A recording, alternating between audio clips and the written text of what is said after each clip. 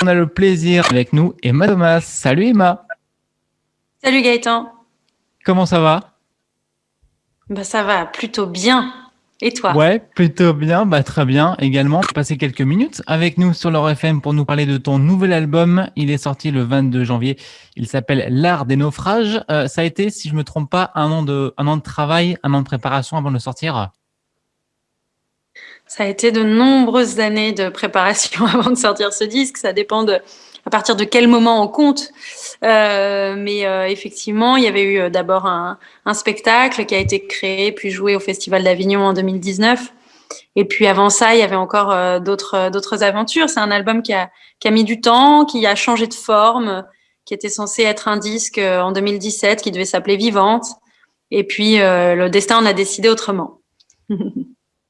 Il a pris un différent chemin, mais finalement, il est là, il est bien présent. Est-ce que finalement, l'année qu'on a vécue, l'année 2020, avec les différents confinements, ça a pu aider aussi un petit peu à écrire, à travailler, à avoir d'autres idées?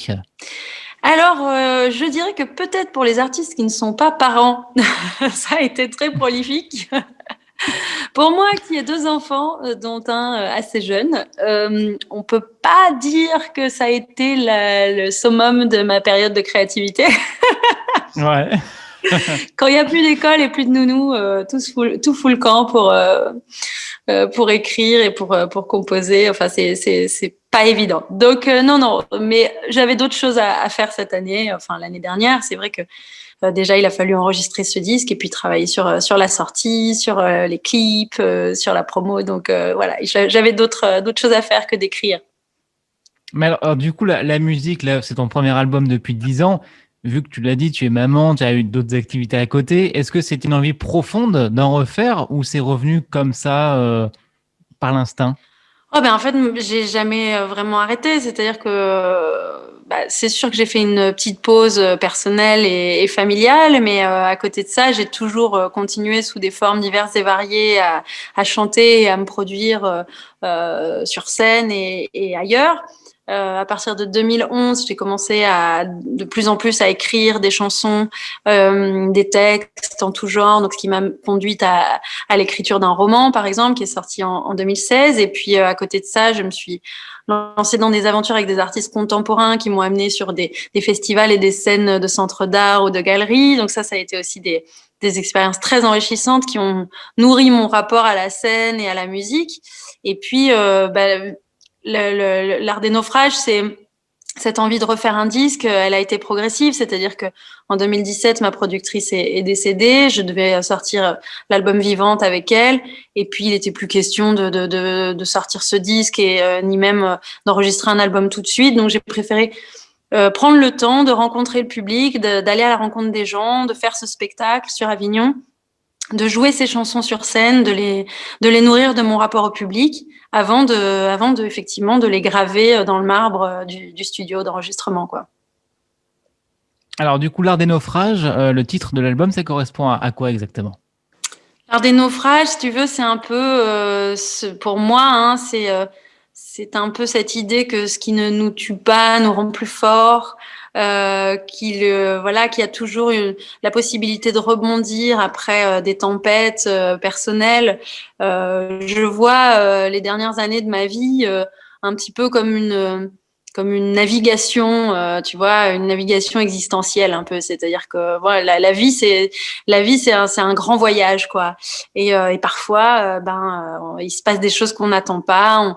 Il y a des grandes découvertes, des grandes conquêtes, et puis parfois il y a des terribles tempêtes à essuyer, des grands naufrages, et tout ça fait partie de la vie. Et c'est vrai que moi j'ai tendance à croire qu'on apprend beaucoup de choses pendant les moments difficiles, les moments de tempête, et surtout après les avoir essuyés, on apprend à évoluer finalement, à se remettre en question, à se dire bon allez, je me retrousse mes manches et puis je réinvente un nouveau monde et ça pousse à la créativité. Et bon, bah moi j'adore ça, hein.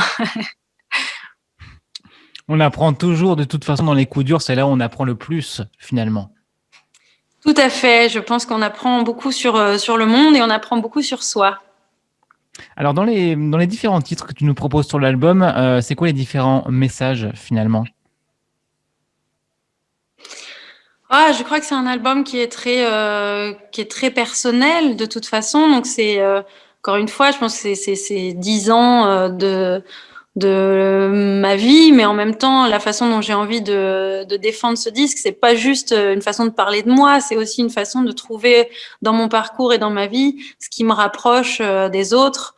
Et je pense que c'est plutôt l'évolution d'une jeune fille qui devient une femme, qui devient mère, qui apprend, voilà, qui est confrontée à certaines choses, dont la perte d'un être cher, par exemple. Enfin voilà, j'aborde des thèmes très humains en fait. Comment l'existence peut, voilà, quel genre d'expérience et d'épreuves l'existence peut nous apporter. Bon, il y a une chanson sur la maternité, par exemple, évidemment. Il y a une chanson sur l'adolescence qui est Les jeunes filles en fleurs que vous devez connaître. Il y a une chanson sur la perte d'un être cher. Enfin voilà, c'est tout un cheminement comme ça qu'on suit d'un bout à l'autre de l'album, d'un passage à l'âge plus adulte, je pense. Si je te demande ton titre préféré de l'album. Ah mais c'est impossible. Je ne peux pas. On en a Ils gardé sont 10. tous bien. Bah, c'est pas ça, c'est que déjà, enfin, le choix de garder ces 10 titres, bon, il y a deux plages instrumentales sur le disque, mais sinon, il y a 10 chansons, a été déjà dur à faire. Et puis en même temps, il s'est imposé comme une évidence parce que c'était les 10 chansons qui formaient le tout de cette histoire et de l'art des naufrages. Donc non, j'aurais vraiment beaucoup trop de mal à en choisir une. Je préfère d'ailleurs laisser les auditeurs choisir leur chanson préférée. D'ailleurs, tu parles de choisir 10 titres, c'est-à-dire que tu en avais fait plus, tu en avais prévu plus, et finalement, tu as dû faire un choix sur lesquels garder et lesquels ne pas conserver.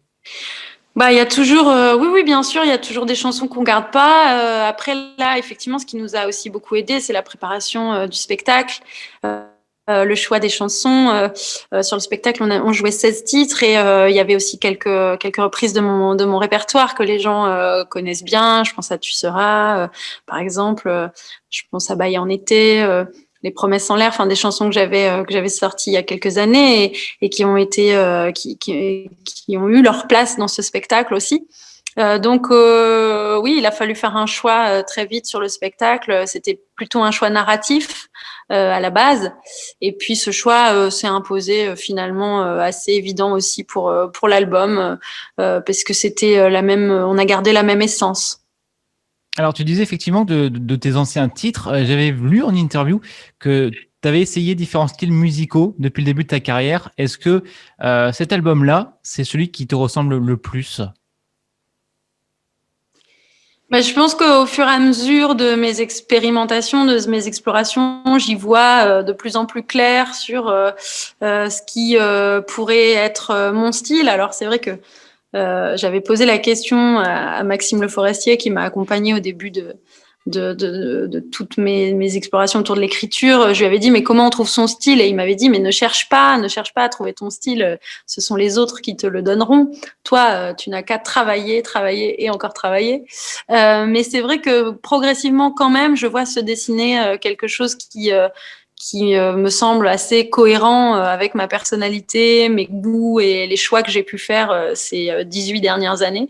Je pense effectivement qu'aujourd'hui, je défends une musique assez pop. La musique reste toujours pop parce que c'est la culture musicale que j'ai écoutée et développée quand j'étais enfant, ado. Voilà, la musique pop qui se retient, qui se chante, qui se partage, me plaît beaucoup. Elle a beaucoup d'influence du côté évidemment des anglo-saxons.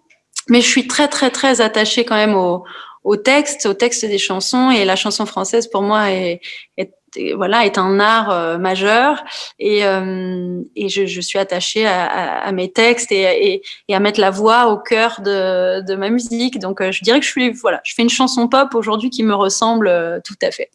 Chanson pop, chanson française, est-ce que chanter en anglais, tu aimerais le refaire ou le faire? Il y a un titre sur l'album en anglais, enfin anglais-français. Moi, j'adore chanter en anglais. Ça m'est arrivé plusieurs fois.